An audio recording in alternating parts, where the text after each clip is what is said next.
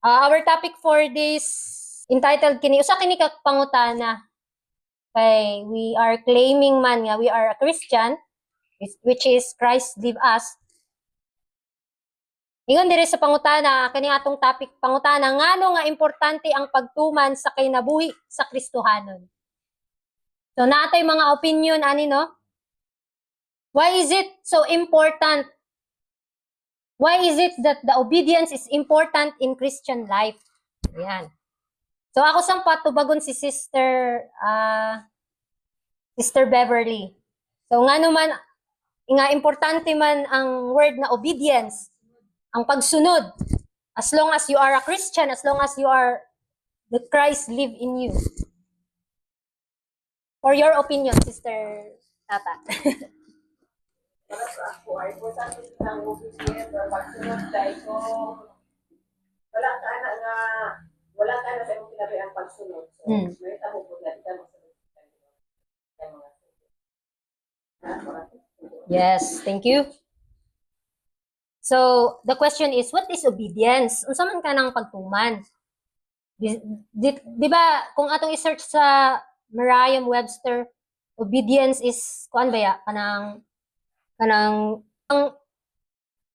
sa imong buhat makita, no, dili lang kay sa pulong kung dili nakita sa buhat. So ang obedience is not about word, but it's an action word. It's a verb, action word.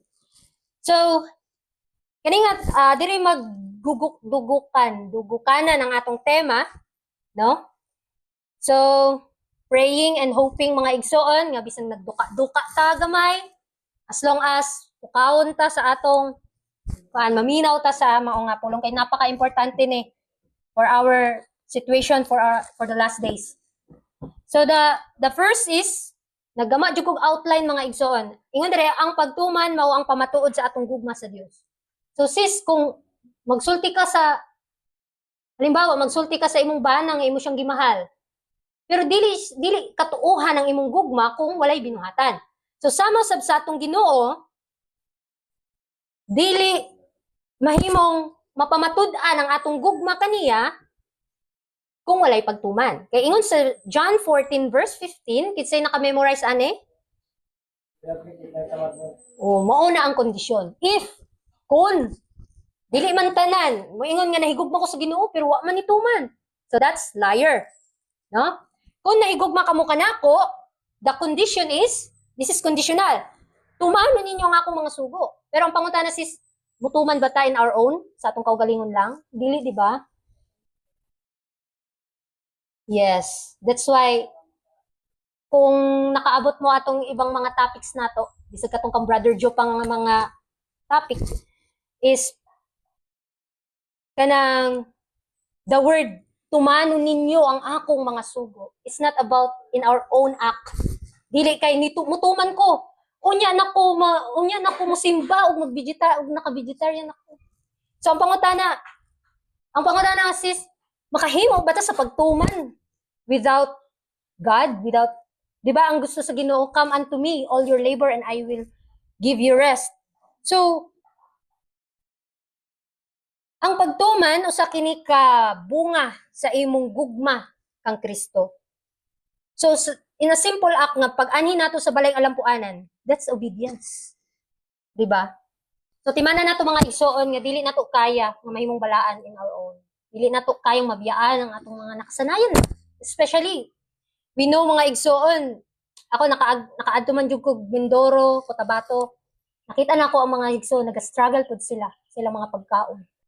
Pero ana sila nga naningkamot sila. So we don't condemn them. Dili ta maka-condemn. Even sa atong family. No, kay that's the personal struggle, no? Struggle na sa imo ha. Dili ta pwede maka point sa tao nga mauni imuhang kuan, dili ka qualify. So dili ta makaingon ana. Kay ingon sa 1 John 5:3, kay mao kini ang gugma sa Dios nga atong tumano ng iyang mga sugo. Makahimo ba ta sa pagtuman without love?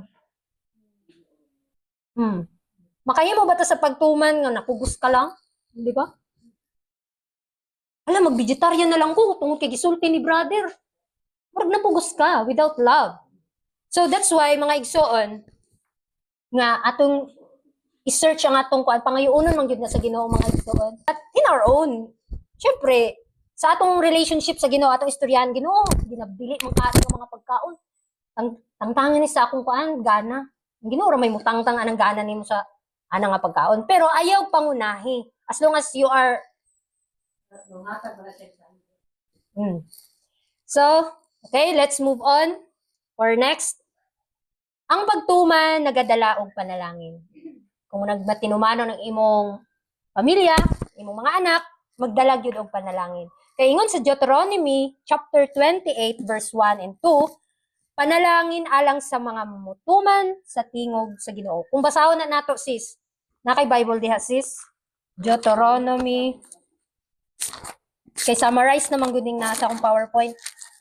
Deuteronomy, kung atong basahon yun ng chapter 28 verse 1 and 2, mga igsoon, diha makita ang mga panalangin sa Ginoo sa diyang ikaw mutuman, bisan pa nga nagkalisod ka sa pagtuman, as long as nituman ka, nakita sa Ginoo ang imong struggle, no, naa siya nga mutabang nimo. Okay? So dili nato kaya sa atong kaugalingon makatuman, dili ta makaingon, nakatuman ako. No. Dili ta makasulti ana because the grace of God alone can convict our souls nga makatuman. So basahon nato, og mahitabo nga kung magapatalinghog ka sa masingkamuton gayod sa tingog ni Jehova nga imong Dios sa pagbantay sa pagbuhat sa tanan nga mga sugo niya nga nagginasugo ko kanimo niining adlaw nga si Jehova nga imong Dios mga bayaw kanimo ibabaw sa tanan nga mga nasod sa yuta. Dos, og kining tanang mga panalangin mo abot kanimo ug mudangat kanimo kung patalinghugan mo ang tingog ni Jehova nga imong Dios. So take note mga igsoon, the word obedience ang pagkamatinumanon. Imo siya, pwede nimo masultihan pud sa ang Ginoo like Ginoo di pa man jud ko katuman ani nga part sa imong kasuguan. Tabangi ko, no? Mga itagtabang sa Ginoo, dili na to ikaulaw ang atong weakness.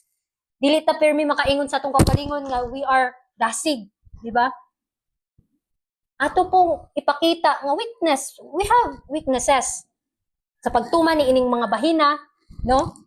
Ingon di ba nga giawhag ta sa Ginoo, gidanita sa Ginoo nga come boldly in the presence of grace para maunay mutabang nimo to convict your own souls, no nga aron ang panalangin sa Ginoo ibubo diha kanimo. So sa Lucas 11:28, bulahan hinuon ang mga nakadungog sa pulong sa Dios ug nagabantay niini.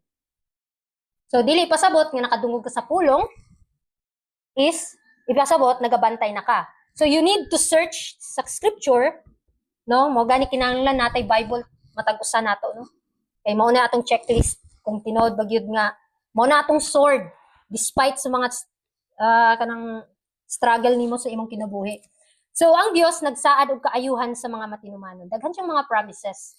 So, as long as saaran ka sa Ginoo, no? Gimahal ka sa Ginoo bisan pa sa atong mga kabudlayon, bisan pa sa atong pagkamakasasala. So, usahay gyud mga igsoon, makahimo gyud tag kanang bitaw sis, kanang bitaw dili ta makatuman sa Ginoo. Pero mubati tag guilt. As long as nagbati tag guilt, naa pa ang balang espiritong nagpahinumdum nato. Pero dili nato na baliwalaon ha. As long as you have privilege to obey jud. Next, ang pagtuman nagpakita nga kita tinuod nga mga sumusunod Kristo. Sa di ay ang pagkamatinumanon mga igsoon mo na nay bunga nga tinuod bagyud ta nga sumusunod ni Kristo. So, ingon sa Mateo 7:21, no, mao ni ang sakit kaayo nga pulong mga igsoon, dili ang tanan. Dili ang tanan nga nagaingon, Ginoo, Ginoo. Dili ang tanan nagingog hallelujah, praise the Lord. Nga makasulod sa gingharian sa langit, kun dili ang katong nagabuhat sa kabubuton sa atong amahan nga naa sa langit. Kay ang pinaka first talagang ginatan-aw sa Ginoo ang atong kasing-kasing. As long as nga nalimpyo ang atong kasing-kasing, mo proceed na sa gawas. Pero sa atong kaugalingon, di ba? Naman tay relationship sa Ginoo. Lord, nasayod man jud ka sa akong kasing-kasing. Limpyuhi kini aron mapakita pud nako ang bunga sa balang espiritu sa gawas. So, dili man ta Yes. Dili man ta makaingon nga hinon, pwede ta magpakaroon ingnon nga vegetarian ako, balaan ako, ana. Pwede ta mo accept, ana. Yes, plastic. Pero mga igsoon, ang gitanaw sa Ginoo ang kasing-kasing. That's why, yung mga Pharisees and scribe, kung ang kabalo mo atong mga, katong, mga pahimang ni Jesus regarding sa mga hypocrite. Unsa man ang hypocrite? Nagpakaroon ingnon. Nga murag lungon ba mga igsoon, nindot sa gawas, pero patay na sa sulod. Hinaot mga igsoon, dili ta inana. As long as nakita nato ang kuluyahon sa matag usa, iampo na to. No?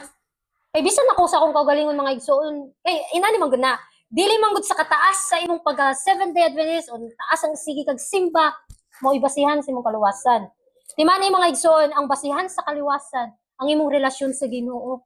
Bisan sa pagbiya ni ana nga mga pagkaon, that's your relationship sa Panginoon. Dili na sa imong kaugalingon nga gisultihan ka sa igsoon nga bawal na mutuman ka tungod kay gisulti niya. No. O ganito, di ba, giingon dire nga, not all record in church will be record in heaven. Kay daghan kayong record sa church, pero ang importante siguraduhon. Mo gani mga igsoon, siguraduhon nato ang atong record sa langit. Mo jud na. So, ingon pa sa Santiago 1:22, magmalinawon kamo nga magbubuhat sa pulong o dili lamang magpaminaw. So gusto sa Ginoo nga magmaging matinumanon ta, dili lang ta sigig dungog, dili lang ta sigig nakadungog o dili lang ta sigig yaw-yaw.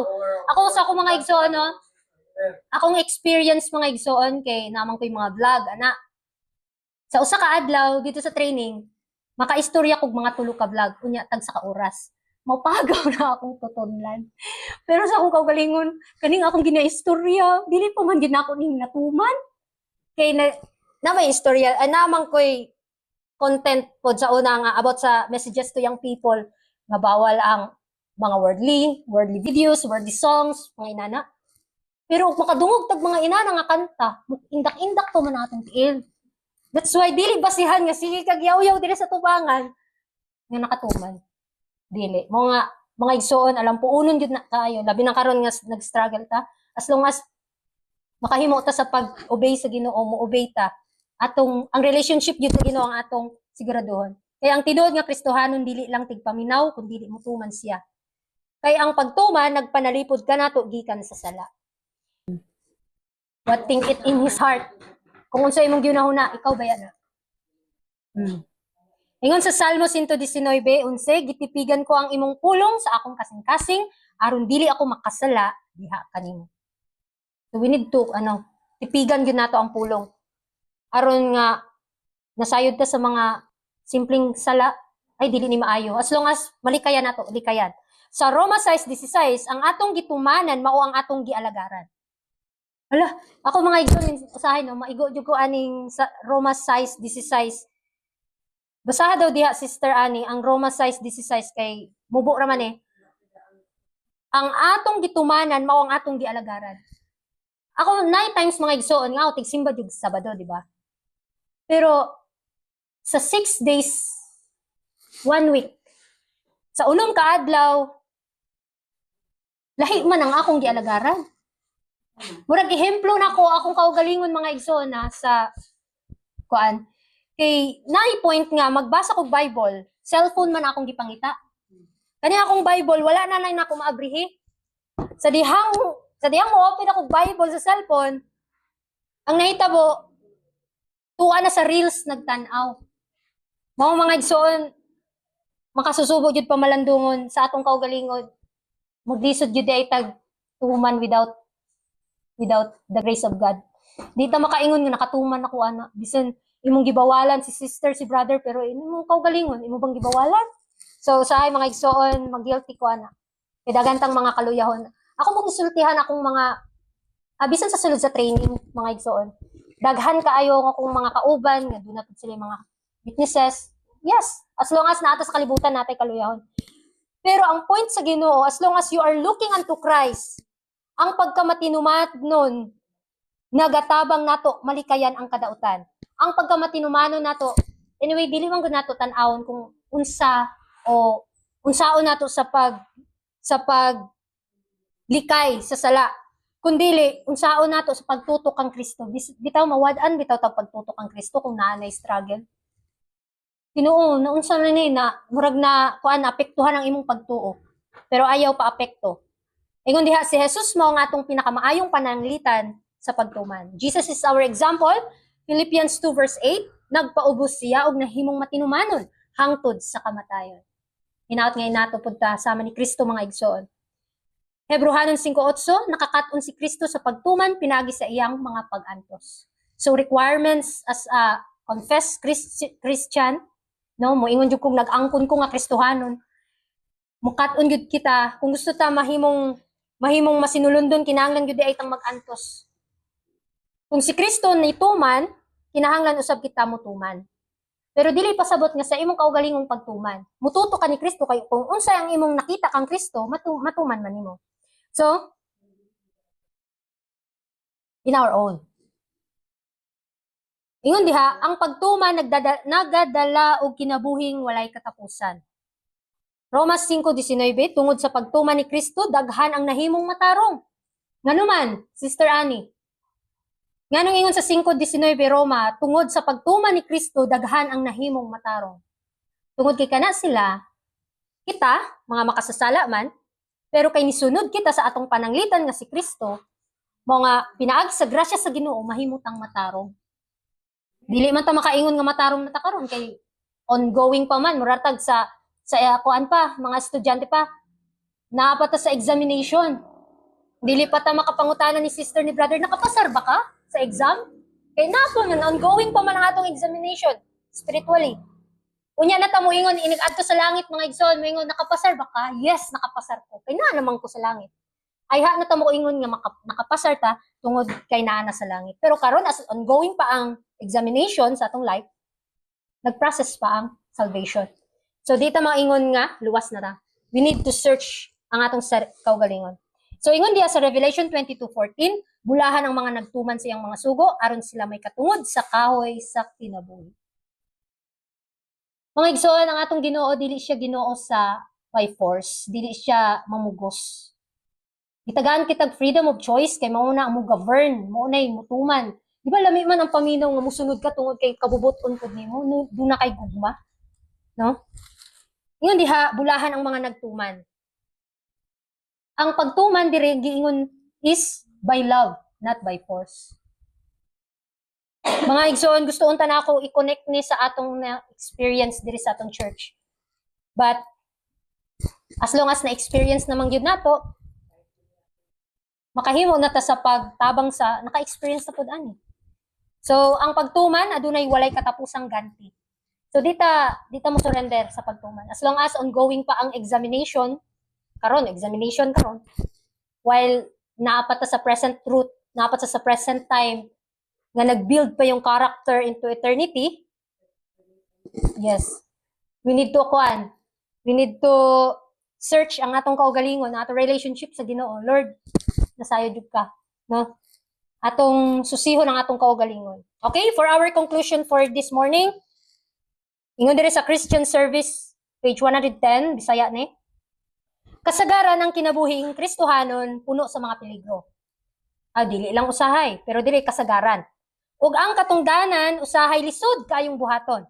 Ang hunahuna naghulagway ug umaabot nga kapildihan sa atubangan ug pagkaulipon ug kamatayon sa likod. Apan ang tingog sa Dios klaro nga nagaingon, padayon. Sa sis? Padayon. Busa atong tumanon ang sugo, bisan pa man kun ang atong pananaw dili makasabot sa kangitngit sa atong atubangan.